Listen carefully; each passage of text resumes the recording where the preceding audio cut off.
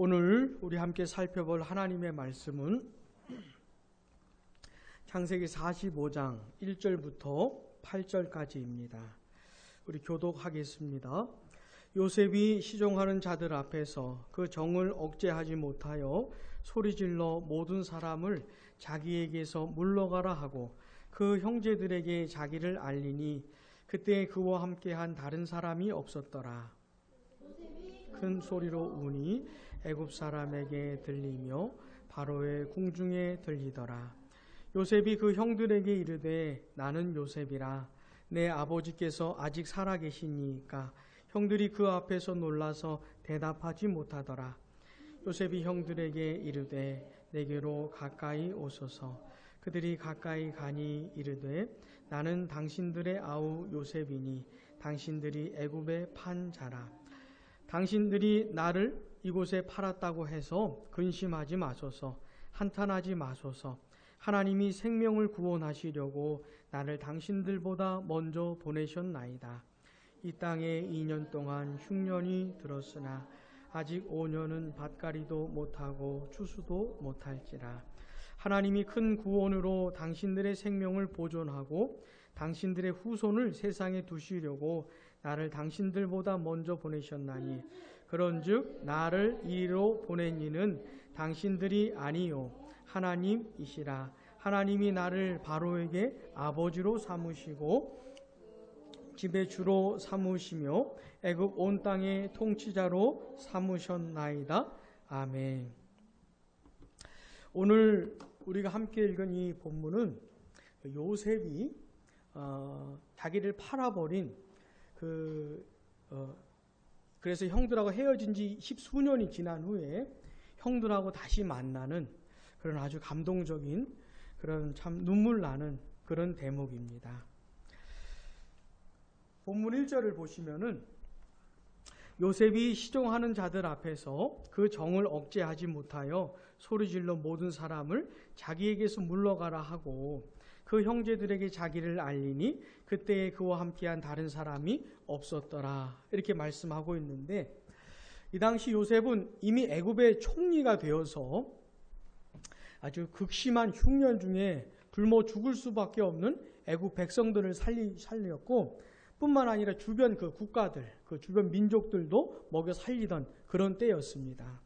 그래서 이 요셉의 형제들이 애굽에 양식이 있다는 소식을 듣고 그것을 구하기 위해서 이제 애굽으로 왔는데 누굴 만났죠? 요셉을 만나고 만 거예요. 형제들은 요셉을 알아보지 못했지만 요셉은 바로 알아봤습니다. 근데 요셉이 이렇게 자기가 누구니 티를 내지 않고 계속 모른 채 하다가 이 정이 이렇게 막 북받쳐 올라와 가지고 도저히 참을 수 없어서 드디어 자기 자신을 밝히는 그런 대목인데 요셉이 이렇게 막 큰 소리로 웁니다. 2절에도 보시면 요셉이 큰 소리로 우니 이제까지 꾹꾹 참았는데 울어버린 거예요.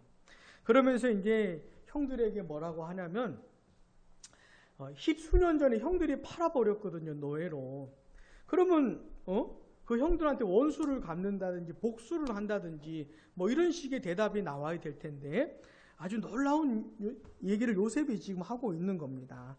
나는 요셉이다. 당신들이 애굽에 판 요셉인데 그런 것 때문에 걱정하지 말고 근심하지 마라. 당신들이 나를 애굽에 판 것이 아니고 하나님이 나를 애굽으로 보내신 것이다. 이런 식의 얘기를 하고 있는 겁니다. 본문 5절을 보시면 당신들이 나를 애굽에 이곳에 팔았다고 해서 근심하지 마소서. 한탄하지 마소서. 하나님이 생명을 구원하시려고 나를 당신들보다 먼저 보내셨나이다. 7절 같이요. 하나님이 큰 구원으로 당신들의 생명을 보존하고 당신들의 후손을 세상에 두시려고 나를 당신들보다 먼저 보내셨나니 그런즉 나를 이리로 보낸 이는 당신들이 아니요 하나님이시라. 아멘. 지금 요셉이 지금 막 10년이 넘도록 화가 나고 힘들어가지고 힘들었던 것을 막 터뜨려야 될 그런 상황인데 놀랍게도 요셉은 그렇게 하지 않고 하나님 얘기를 하면서 이 형제들을 전혀 미워하거나 싫어하거나 막 증오하거나 하는 그런 건 전혀 없고 하나님을 고백하면서 하나님이 나에게 이렇게 하신 것이다 라고 하면서 그 형제들하고 이렇게 눈물로 다시 만나는 그 마음에 증오와 미움이 전혀 없는 그런 상태로 형제들을 만나는 그런 대목인 겁니다. 오늘 우리가 좀 생각해 보려고 하는 건 바로 요겁니다. 어떻게 이럴 수 있을까? 자기에게 이런 해코지를 한 사람에게 요셉이 어떻게 이럴 수 있을까? 이런 얘기를 좀 생각해 보려고 하는 겁니다. 성경을 보면 요셉의 나이를 두 번 가르쳐 줘요. 한 번은 17살 때, 또 한 번은 30살 때. 이 두 가지 가르쳐 주고, 두 번 가르쳐 주고, 그 많은 일들이 이 17세와 30세 이 두 사이에서 벌어지는 일들인 겁니다. 자, 요셉이 17살 때 얘기는 어떤 얘기가 나오죠? 그 집에서 부모님하고 형제들하고 같이 사는 얘기 나오죠? 다 아는 얘기들이니까 좀 기억을 되살려서 한번 해보겠습니다. 자, 요셉의 아버지 이름이 뭐지요? 야곱이죠. 근데 야곱이 요셉을 특별히 사랑합니다. 그러니까 다른 형제들이 어떻게 하겠어요? 화가 나죠. 얼마나 싫겠어요. 그죠? 그래서 공통적으로 이렇게 사랑을 해야 되는 건데, 응?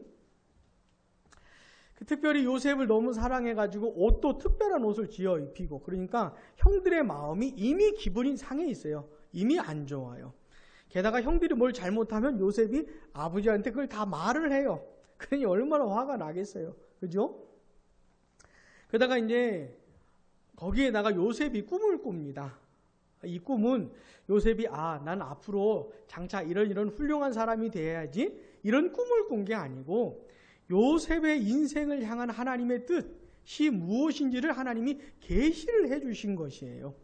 이 대목을 잘못 해석을 하면은 우리도 요셉처럼 꿈을 꿉시다.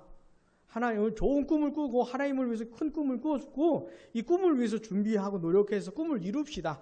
이런 식으로 해석을 하는 것은 완전히 잘못 해석을 하는 겁니다. 그런 얘기하는 게 아니고 요셉을 향한 하나님의 꿈, 하나님의 뜻을 이렇게 계시해 주시는 그런 대목인 거예요. 근데 그 내용이 뭐냐면 요셉의 볏집단이 있고 형들의 볏집단이 있는데 형들 것이 이렇게 절을 하는, 또 해와 달과 다른 별들이 요셉에게 또 이렇게 절을 하는 그런 기분 나쁜 꿈을 이제 형들 입장에서는 아주 기분 나쁠 거 아닙니까? 그것을 꾸고 또 이렇게 말을 하니까 형들이 너무너무 미워했던 겁니다. 요셉은 그러니까 어린 17대, 17살 때 이런 요만한 때는 아버지에게서는 사랑을 많이 받았지만 형들에게서는 질시를 받으면서 살았던 사람이 요셉입니다. 그러다가 이 형들이 이제 멀리 양떼를 치러 갔잖아요. 아버지 심부름으로 그 형들을 만들어 갔는데 형들이 요셉을 어떻게 하죠? 죽이려고 생각을 하는 겁니다. 아니 그래도 물론 배가 다른 동생이긴 하지만 자기 동생인데 얼마나 미웠으면 죽일 생각을 하겠습니까? 얼마나 미웠으면. 그래도 죽이지는 않고 나중에 어떻게 하죠? 장사꾼들에게 돈 받고 팔아버립니다. 요셉이 생각할 때 얼마나 무서웠겠어요. 막 죽이려고 할 때 형들이 막 몰려올 때 얼마나 무서웠겠어요. 그리고 그 구덩이에서 꺼내주지 않았을 때 얼마나 무서웠겠습니까? 그 돈 받고 장사꾼들에게 노예로 팔 때 마음이 얼마나 힘들었겠어요. 그렇게 형들에게 버림을 받아가지고 애굽으로 오게 되었죠. 누구네 집에서 지내죠? 보디발의 집에서 지내게 되었죠. 근데 성경을 보면 놀라운 거는 이렇게 노예로 팔렸음에도 불구하고 하나님이 요셉과 함께 하셨더라 이런 얘기가 나와요. 그러니까 하나님이 계속 요셉과 함께 하셨다 이런 얘기가 성경에 보면 나옵니다. 그러니까 이 보디발이 볼 때 요셉이 마음에 드는 거예요. 그래서 어떻게 하죠? 자기 집안일을 거의 다 요셉에게 맡깁니다. 요셉이 마음에 드니까. 그래서 요셉은 그렇게 또 지내고 있었어요. 근데 무슨 일이 벌어졌죠? 보디발의 부인이 요셉을 이렇게 유혹을 한 거예요. 요셉이 잘생겼었나 봐요. 잘생긴 게 잘못은 아니지 않습니까? 근데 그 유혹을 요셉이 어떻게 하죠? 탁 뿌리칩니다. 어떻게 해요? 하나님을 생각하면서 하나님 앞에서 그걸 탁 뿌리쳐요. 너무너무 잘했지요. 여자가 화가 나가지고 어떻게 하죠? 요셉에게 누명을 씌워가지고 이제 감옥에 가게 된 겁니다. 요셉은 아무것도 잘못한 것이 없는데. 근데 또 성경에 보면 요셉이 감옥에 갔는데 하나님이 요셉과 함께 하셨다 이런 얘기가 나와요. 그렇게 또 감옥에서 지내는 겁니다. 또 감옥 관수가 보니까 또 마음에 들어요. 그래서 어떻게 하죠? 감옥 일을 또 다 요셉에게 맡겨요. 그래가지고 이제 그 감옥 일을 이렇게 하고 있었는데 그때 두 사람이 감옥에 들어오죠. 한 사람은 술 맡은 관원장하고 떡 맡은 관원장이 들어오죠. 이 사람들은 아주 중요한 신하들인데 잘못을 해가지고 감옥에 들어온 겁니다. 그러다가 어느 날 꿈을 꿨고 그 다음에 요셉이 해석을 해주는데 술 맡은 관원장의 꿈은 다시 신하가 되는, 복직이 되는 그런 꿈이에요. 그래서 이제 술 맡은 관원장의 꿈을 해석해 주면서 뭐라고 합니까? 당신이 다시 회복이 되면, 복직이 되면 뭐래요? 나를 좀 기억해 달라. 나는 히브리 사람인데 이 감옥에 들어올 짓을 한 적이 없다. 난 그런 사람 아니다. 이런 얘기를 해요. 그러니까 요셉이 감옥에서 하나님이 함께 하시고 계셨긴 했지만은 힘들었던 겁니다. 그래서 그런 얘기를 했는데 술 맡은 관원장이 어떻게 하죠? 자기는 회복은 됐는데 복직된다면 어떻게 해요? 싹 잊어버리죠. 얼마 동안요? 꼬박 2년을. 요셉의 마음이 얼마나 힘들었겠습니까? 기다렸을 텐데. 그죠? 술 맡은 관원장이 얘기해서 자기를 꺼내줄 거라고 이렇게 바라봤을 수도 있었을 텐데 얼마나 그 마음이 힘들었겠어요. 그러다가 이제 2년이 지나서 바로가 꿈을 꾸죠. 바로가 꿈을 꾼 다음에 이제 해석할 사람을 찾는데 아무도 해석을 할 사람이 없는 겁니다. 그래가지고 술 맡은 관원장이 드디어 요셉을 기억해내서 이제 바로 앞으로 가게 되죠. 그리고 그래서 그 꿈을 해석을 해주고 이 애굽의 총리가 됩니다. 그 나이가 30살인 거예요. 성경에 두 군데 17살, 30살 두 군데가 나오는데 이런 일이 벌어진 겁니다. 자, 그러면 좀 생각을 해볼 게 뭐냐면 과연 요셉은 언제 자기 인생을 향한 하나님의 섭리를 언제쯤 깨달았을까?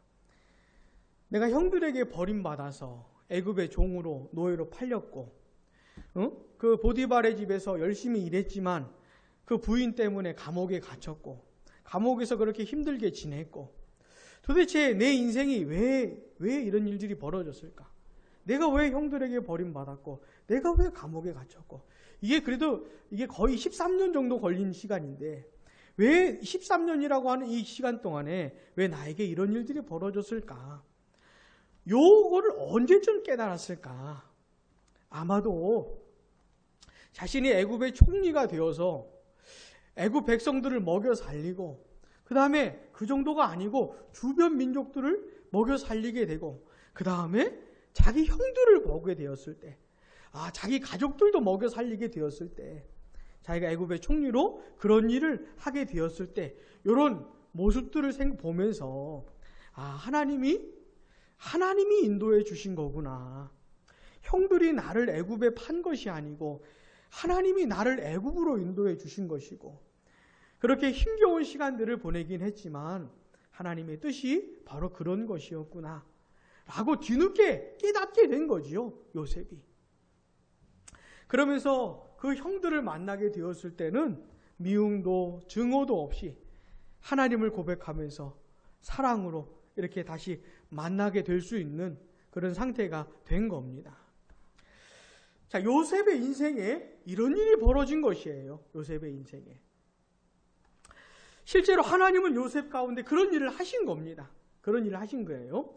자, 요셉의 삶을 생각해 보면 형들이 있었어요. 요셉의 인생에 형들이 있었고 형들에게 버림받기도 했고 보디발의 아내도 만났고 누명을 씌워서 감옥에 갇히게 되었고 그런 사람들을 만나게 된 겁니다. 그 다음에 요셉의 인생에서는 그런 사건들, 버림받은 사건, 누명 쓴 사건, 감옥에 갇힌 사건, 이런 사건들이 실제로 있었던 거예요. 근데 하나님은 보니까 이런 모든 사람들, 이런 모든 사건들 가운데 하나님이 역사하셔서 애굽의 총리가 되게 하시고 결국은 하나님의 뜻을 이루시는 그런 일을 하게 하신 겁니다.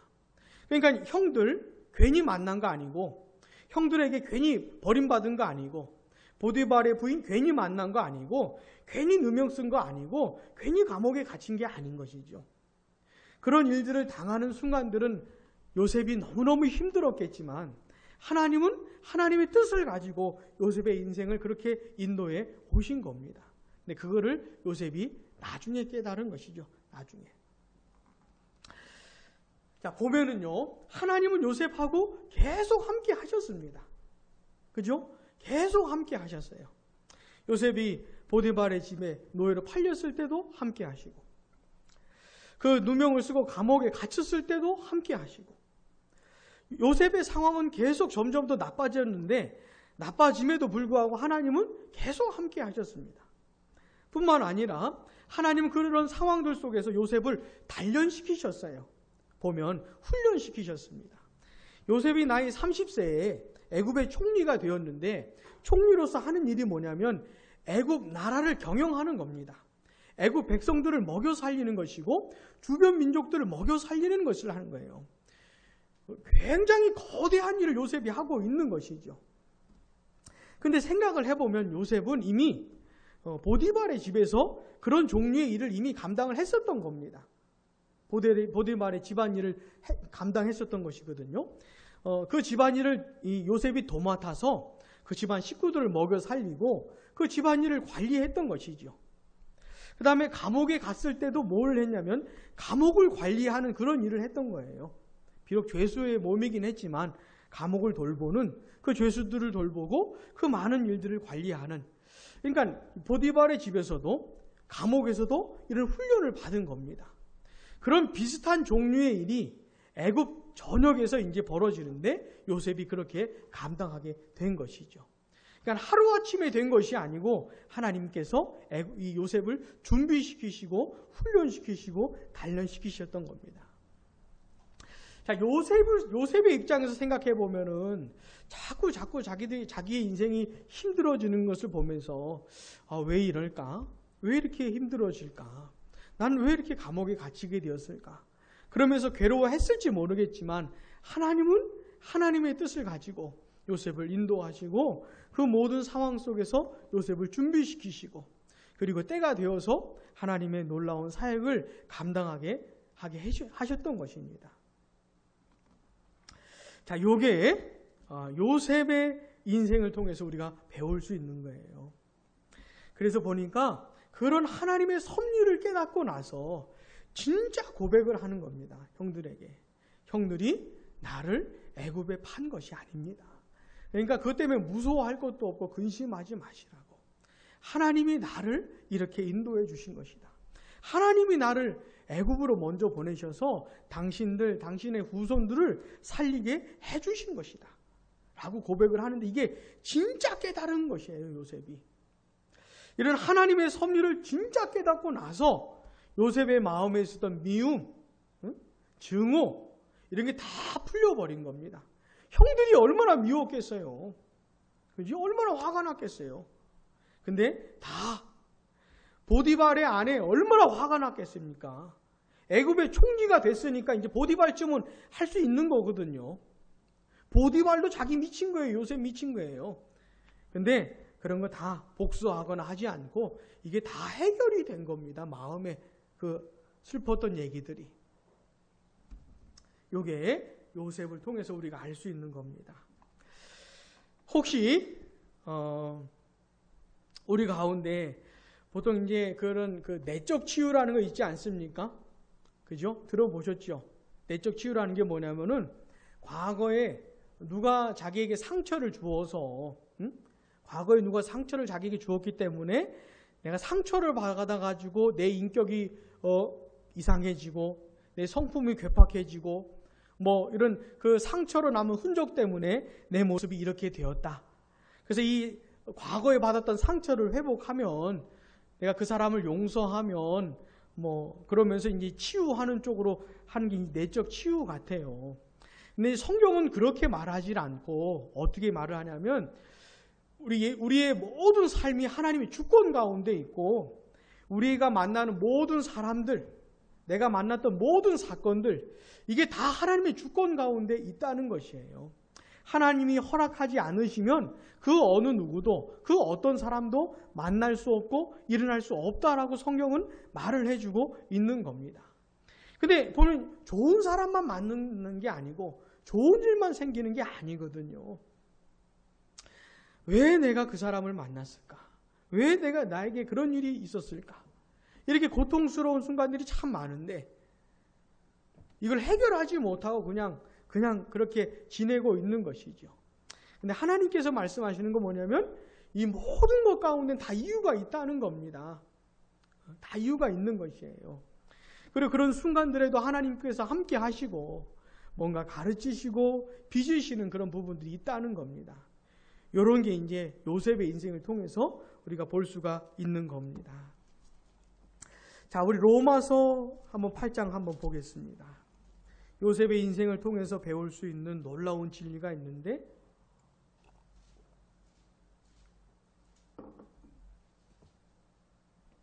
로마서 8장 28절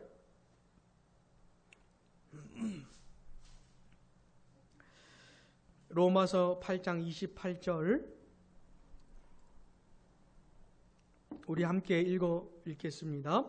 우리가 알거니와 하나님을 사랑하는 자 곧 그의 뜻대로 부르심을 입은 자들에게는 모든 것이 합력하여 선을 이루느니라. 아멘.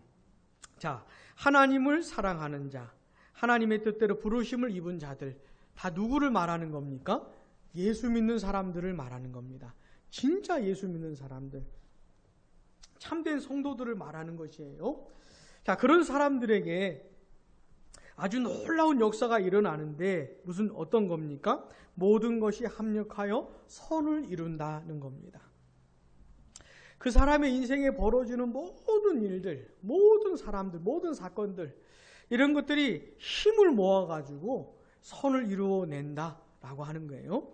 근데 다른 사본에 보면은 하나님을 주어로 하고 있습니다. 우리 한글 성경에는 마치 모든 것이 주어가 되어서 이것들이 알아서 이렇게 하는 것 같지만 다른 사본에 보면 하나님이 주어예요. 그러니까 하나님이 모든 것 가운데 역사하셔서 결국은 선을 만들어내신다는 겁니다. 저는 이게 더 설득력이 있다고 생각이 돼요. 왜냐하면 하나님이 그런 일을 하시거든요. 그런 일을 하시는 겁니다. 자, 하나님께서 하시는 일이 뭡니까? 선을 이루어내시는 거예요. 근데 좋았던 거, 기뻤던 것만이 아니고 슬펐던 거, 괴로웠던 거, 잊어버리고 싶은 거, 내 과거에 이런 거 없었으면 좋겠던 거, 이런 것들까지도 하나님이 다 역사하신다는 겁니다. 내가 만났던 사람들, 경험했던 일들, 기쁘고 슬프고 이런 하여튼 모든 것들을 가지고 하나님께서 역사하셔서 결국은 선을, 좋은 것을 만들어 내신다는 것이에요. 이게 예수 믿는 사람들의 인생에 벌어지는 아주 놀라운 역사입니다. 이게 아주 놀라운 역사예요. 그래서 예수 믿는 사람들은 자기의 과거를 생각할 때 후회하거나, 물론 후회스러운 거 많겠지만, 이런 거 없었으면 좋겠다, 이런 거 생각할 필요 없어요. 왜 만났을까? 왜 이런 일이 이렇게 생각할 필요가 없습니다. 가슴 아픈 것들이긴 하지만은 하나님이 이런 것들을 가지고 다 역사하셔서 결국은 선을 이루어내실 것이기 때문에 그런 거예요. 자, 현재 이 순간도 마찬가지입니다. 내 삶에 벌어진 것들을 생각하면서 왜 이럴까? 왜 내 상황이 이럴까? 이런 사람 왜 만났을까? 이렇게 하지 마시고 이런 것들을 통해서 하나님이 어떻게 역사하실까? 어떻게 인도하실까? 이렇게 생각을 하면서 자기 인생을 바라보는 것이 굉장히 중요한 겁니다.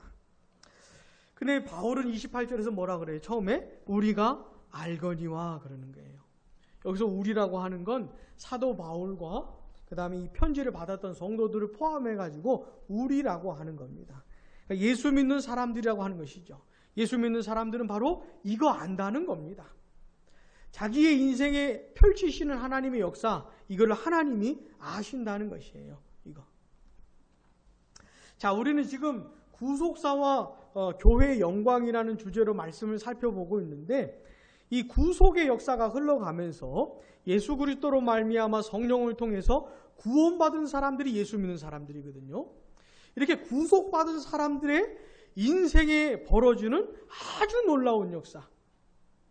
이게 이제 로마서 8장 28절에서 말하는 하나님의 역사인 겁니다.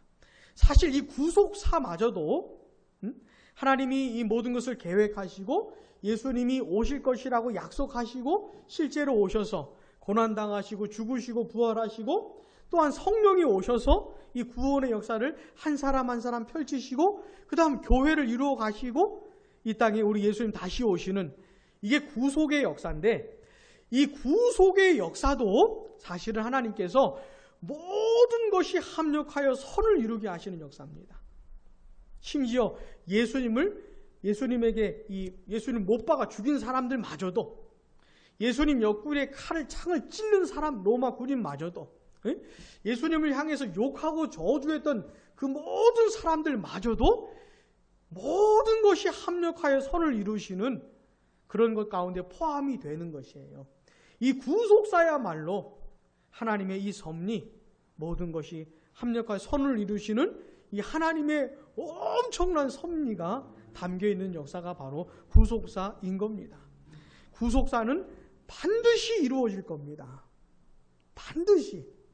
교회를 대적하고 하나님을 저주하고 겁도 없이 막 하나님께 덤비고 막 이런 모든 것들까지도 지금도 온 세상에 보면은 아주 적극적으로 교회를 핍박하는 무리들이 있어요. 아주 대놓고 교회를 공격하는. 그런데 그런 모든 것들까지도 다 하나님께서 역사하셔서 결국은 이루어 내실 겁니다.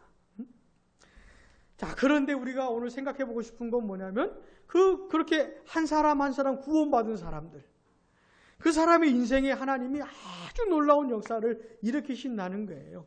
모든 것이 합력하여 선을 이루시는 이 놀라운 역사를 일으키신다는 겁니다. 예수 믿는 사람들은 그거를 안다는 것이죠. 그래서 자기의 과거를 생각할 때 하나님께 감사한 마음이 있는 거예요. 몰랐지만 이런 것이구나. 내 인생을 하나님이 이런 식으로 인도해 가시는구나를 생각하면서 자기의 과거를 생각할 때 감사한 마음이 있는 것이죠. 자기 현재를 생각할 때도 감사한 마음으로 자기 현재 순간을 인내할 수가 있는 것이고, 자기의 장래를 생각할 때도 감사한 마음으로 하나님을 의지할 수가 있는 것입니다. 왜죠? 이렇게 인도하실 것이기 때문에. 그리고 교회도 마찬가지입니다. 교회도 마찬가지예요. 우리 대구 주사랑교회도 마찬가지입니다. 우리 교회가 시작이 되고 4개월째로 들어서고 있는데, 우리 교회 안에서 벌어지는 모든 일들, 교회 안에서 만나게 되는 모든 사람들, 이런 것들을 다 하나님께서 합력하여 선을 이루어 내신다는 겁니다. 이런 역사가 우리 각 개인과 교회와 구속사 전체에 걸쳐서 있다는 사실을 기억하면서, 부디 혹시 요셉처럼 우리 과거에 그런 가슴 아픈 일들이 있었다 할지라도 미워하고 증오하는 사람 하나 없이 다 용서하고 풀어주는 그런 우리가 되면 좋겠습니다. 혹시 있어요? 그런 사람? 하나님의 은혜가 있기를 간절히 바랍니다. 우리 함께 기도하겠습니다.